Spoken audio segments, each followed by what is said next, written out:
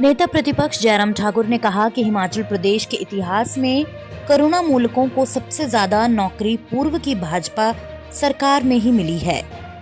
हमारी सरकार ने व्यवस्था की थी कि यदि किसी कर्मचारी की मृत्यु उसकी सेवा के आखिरी दिन भी होगी, तब भी हम करुणा मूलक आधार पर नौकरी देंगे। कांग्रेस सरकार के समय में 50 साल की उम्र के बाद करुणा मूलक आधार पर नौकरी नहीं मिलती थी, इसलिए मुख्यमंत्री यहां अपना झूठ परोसना बंद करें। मैं बहुत शांति से बैठा था और मेरा अपने स्वभाव के अनुरूप, लेकिन जब ये गलत करते हैं तो मेरा धर्म बनता है कि उस गलती को दुरुस्त करें। मैं गलती को दुरुस्त करने के लिए यहाँ पर खड़ा था। माननीय मुख्यमंत्री जी ने कहा कि करुणा मूलक के लिए आपने तो कुछ किया नहीं।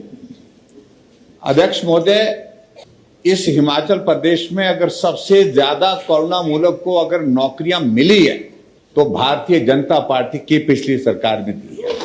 हाईएस्ट नंबर है। इनके समय में यह था कि अगर किसी आदमी की, इनके समय पुरानी गवर्नमेंट के समय सरकार अगर 50 साल के बाद, अध्यक्ष महोदय, नो मैं पूछ रहा हूं, मैं सप्लीमेंट्री पूछ रहा हूं। चलिए प्लीज। क्या मुख्यमंत्री जी आप बताएंगे? सप्लीमेंट्री पूछ रहा हूं मैं, सुनिए जरा। क्या मुख्यमंत्री जी आप बताएंगे कि पूर्व में हमारी गवर्नमेंट से पहले कांग्रेस की गवर्नमेंट में करुणा मूलक आधार पर नौकरी हासिल करने का एज का क्राइटेरिया क्या था? कितने साल तक नौकरी जो है उसमें मिल सकती थी?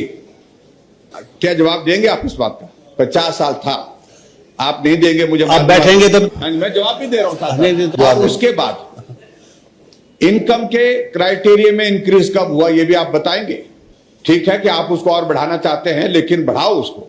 और दूसरी बात, क्या आप इस बात को स्पष्ट करेंगे आपके 3 साल के कार्यकाल में कितने करुणा मूलक आधार पर आपने नौकरियां दी और भारतीय जनता पार्टी की पूर्व सरकार में 5 साल में कितने करुणा मूलक आधार पर नौकरियां दी?